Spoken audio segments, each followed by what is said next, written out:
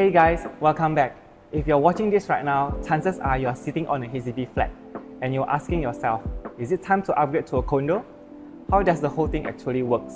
And how do I make sure I don't make a very expensive mistake? I get these questions very often, and honestly, I totally get why people are confused. Upgrading from a HDB to a private condo is probably the biggest financial decisions most Singaporeans families will ever make. One wrong move, it can cost you tens of thousands of dollars or more. Hi, I'm Sia from Property Scout. I help people like you make smarter and informed property decisions. Whether you're upgrading, buying your first home, or figuring out what to do with the one that you already own. I've seen more than 100 of upgrader cases, the ones that went smoothly and the ones that went very wrong. So today, I want to give you a complete, honest, step-by-step breakdown of what upgrading from HDB to a condo actually looks like in 2026. Here's what we'll cover. First, are you even eligible to upgrade? Second, should you sell first or buy first? Third, how do you figure out what you can actually afford? Fourth, the taxes and costs most people forget to budget for. And fifth, the 5 most common mistakes I see upgraders make. This is going to be a detailed one, so grab your copy, get comfortable, and let's get into it. Section 1. Are you even eligible? Before we talk about money or strategy, let's start with the most basic questions. Are you even allowed to upgrade right now? There are 2 things that you need to check: your MOP and your citizenship status. Let's go through both. The MOP. MOP stands for Minimum Occupation Period. It is the amount of time you must have physically lived in your HDB flat before you're allowed to sell it on the open market. For most standard HDB flats, the MOP is 5 years. It's not 5 years from when you sign the papers. It's not from when HDB approved your application. It is from the day you collected your keys. Now, here's something a lot of people don't know. From October 2024 onwards, HDB introduced new flat classifications: Standard, Plus, and Prime. If you bought a Plus or Prime flat, your MOP is now 10 years, not 5. So, if you bought a BTO in a prime locations public housing area, you are looking at a 10-year wait before you can sell. Really important to factor that into your plans. One more thing about the MOP. The clock stops if you are not physically living in the flat. So if you rented out the whole unit and moved somewhere else, those years do not count. Not sure where you stand? Log into my HDB page with your SingPass. It will show you exactly how much MOP you have left. Citizenship status. The second thing to check is your citizenship, because this affects what you can buy and how much tax you will pay. If you are a Singapore citizen, you have the most flexibility. You can buy any private property and your stamp duty rates are the lowest. If you are a Singapore PR, you can also buy a private property, but your rates are significantly higher. We will get into the numbers in a bit. If you're a mixed couple, 1 citizen and 1 PR, your rates are based on the higher rated buyer. This is where the strategy really matters. And this is exactly where you need to sit down with someone and map this out properly before you make any move. Okay, you have checked your MOP and you know your citizenship status. You are eligible. So now what? Section 2. Sell first or buy first? These are the questions I get asked the most. And most people think the answer is obvious. But it is not as straightforward as it looks. Let me walk you through both sides. Option A. Sell your HDB first, then buy. This is the approach I recommend to most of my clients. And here is why. When you sell your HDB first, by the time the HDB approves the sale, you no longer own any property, which means when you buy your condo, you are treated as a first-time buyer. And first-time buyers pay 0 ABSD. Now, ABSD is additional buyer stamp duty. It is a tax the government charges on second and subsequent property purchases. For Singapore citizens buying a second property, that is 20% of the purchase price. Let me put that in dollars. On a 1.8 million condo, 20% ABSD is $360,000. $360,000. Just by sequencing your transactions correctly, you avoid paying that entirely. That is not a small thing. There's a life-changing amount of money. Now the obvious questions. If I sell first, where do I live? A few options. Some people move in with their parents temporarily. Some rent a place for a few months. Here's a tip I give my clients all the time. When you sell your HDB, negotiate a 3 to 6 months extension of stay. Ask the buyer to let you stay on for a bit after the sale is completed. This gives you a breathing room to find and secure your new home without feeling rushed. And if you're looking at a new launch condo, the pressure is even lower because new launches use something called the progressive payment scheme. You don't pay everything upfront, you pay in stages as the building goes up. So there's no urgency to move in immediately. Option B, buy first then sell your HDB. Some people prefer this approach. They want to find the right condo first, lock it in, and then sell their flat after. I understand the logic, but there's a very expensive trap here. If you still own a HDB, when you exercise the option to purchase of the condo, you are technically a second property buyer, and that triggers 20% ABSD. On a 1.8 million condo, there's a 360,000 you need to pay in cash within 14 days of signing the agreement. Most people simply don't have 360,000 in cash sitting around. Now, there's a remission scheme. If you and your spouse are both Singapore citizens, you can pay the ABSD upfront and then apply for a full refund, as long as you sell your HDB flat within 6 months of the condo purchase date. For a new launch, it is 6 months from TOP date. So you do get the money back eventually, but you still need to have 360,000 in cash upfront and you are on the clock. Also really important, if one of you is PR, this remission scheme does not apply. You pay the ABSD and it's gone, no refund. So what's my recommendation? For the vast majority of upgraders, sell first. The savings are too significant to ignore, and the risk of buying first, especially if your cash position is not strong, are just too high. The only time I will consider buying first is if you have a very strong liquidity, you have found a genuinely compelling deal, and you fully understand what you are walking into. Section 3. How much can you actually afford? Now we get to the part where most people get tripped up, the money. Let me walk you through this step by step. Step 1.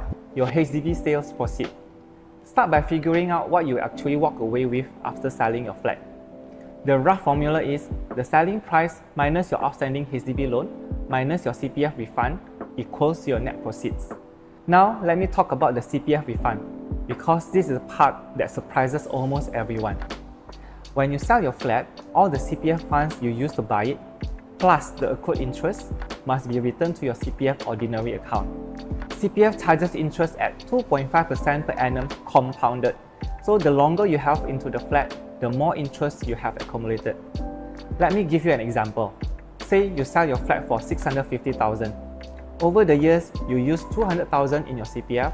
With 10 years of accrued interest at 2.5%, you might owe close to 260,000 back to CPF. So after repaying the loan and CPF, your actual cash in hand could be significantly less than the headline sale price suggests. Now, this is not a bad thing. The money goes back into your CPF and you can use it for your next purchase. But a lot of people look at the HDB price and feel like they are sitting on a windfall without doing this calculation properly. Do not make that mistake. Step number 2, your loan, the TDSR.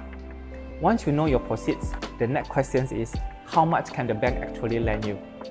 For private property, your loan is governed by the TDSR, Total Debt Servicing Ratio. The TDSR caps your total monthly debt repayments at 55% of your gross monthly income. That includes everything: your mortgage, your car loan, credit card minimums, personal loans, everything. And here is the part that catches people off guard. Even though interest rates right now are around 1.3 to 1.8% for some bank packages, the bank still stress tests your affordability at a floor rate of 4% per annum. So even if your actual monthly repayment would be much lower, the bank calculates whether you can afford it at 4%. There is the number that determines how much they will lend you. Let me put that in real numbers. Say your household income is 10,000 a month. 55% of that is 5,500. That is your maximum total monthly debt. If you have no other loans, at a 4% stress test over 25 years, you can roughly service a mortgage of about 1,050,000. Add your affordable CPF and cash, and that gives you your maximum budget. Step 3. What does your budget get you? For most HDB upgraders, the sweet spot is somewhere between 1.5 to 2 million. In the OCR, outside of central region areas like Jurong, Tampines, Woodlands, Sengkang, 1.5 to 1.8 million can get you a 2 to 3 bedroom unit. In the RCR, rest of central region, city fringe areas like Toa Payoh, Serangoon, Queenstown, you are looking at 1.8 million to 2 million for a smaller unit. The CCR, Core Central Region, which is our prime districts, is generally out of range for most HDB upgraders, unless your income and savings are very strong. Step 4. The cost people forget. This is where I see so many people get caught off guard too. Beyond the down payment, you still need to budget for a few more things. First, Buyer Stamp Duty, or BSD. BSD applies to every buyer every time. On a 1.8 million condo, BSD is approximately 54,600.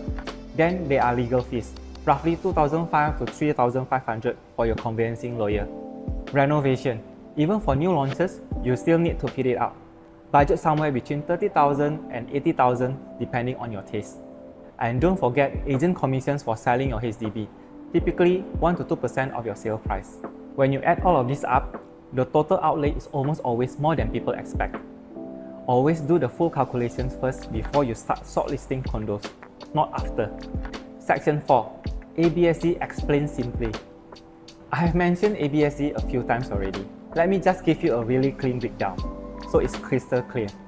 ABSD, Additional Buyer Stamp Duty, is a tax the government charges on property purchases.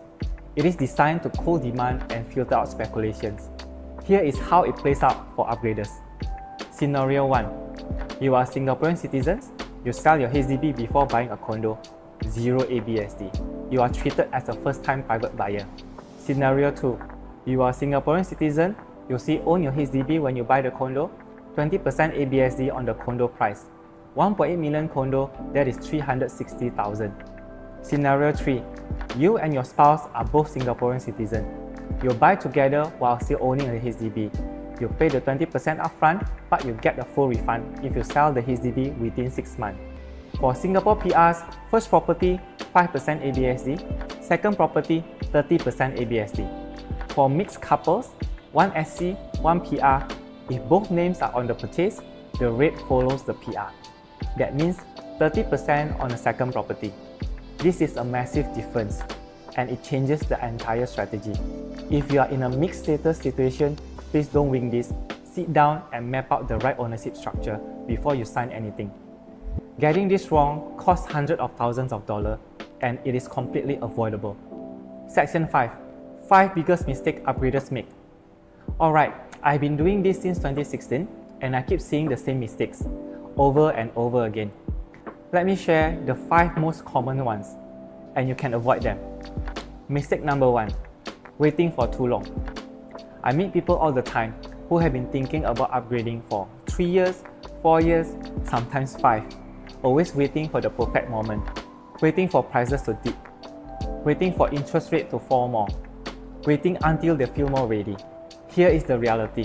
While you are waiting, your HDB flat is getting older, its lease is getting shorter, its value trajectory is changing.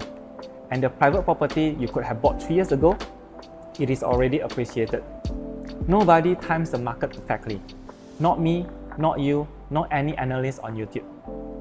What I tell my client is this: upgrade when it makes financial sense for you, based on your income, your savings, and your life stage, not based on trying to predict what the market will do next quarter. Mistake 2. Miscalculating the cash outlay. We covered this already, but it deserves its own spot on this list. People look at their HDB sales proceed and feel great. We are selling for 700,000, we can afford anything. Then, when they do the actual math, the CPF refund, the outstanding loan, BSD, legal fees, renovation, agent fees, suddenly the number looks very different. Do the full calculations first before you even start shortlisting projects, because there's nothing worse than falling in love with a unit and then realizing you cannot actually afford it. Mistake 3. Buying based on the PSF alone. PSF, price per square foot, is a useful reference point, but it is not the full pictures. I have seen buyers go for the cheapest PSF in an area, only to realize later that the project has a weak resale demand. The MRT is 20 minutes walk away, the facing is terrible, the developer has a poor track record. Here is the questions you should always be asking: who is going to buy this from me in 10 years' time? Because it will eventually sell. And the quality of your exit depends on the quality of your entry decisions. Don't just buy what looks cheap today, buy what will remain desirable to the next buyer. Mistake 4. Ignoring rental potential. I know what you are thinking.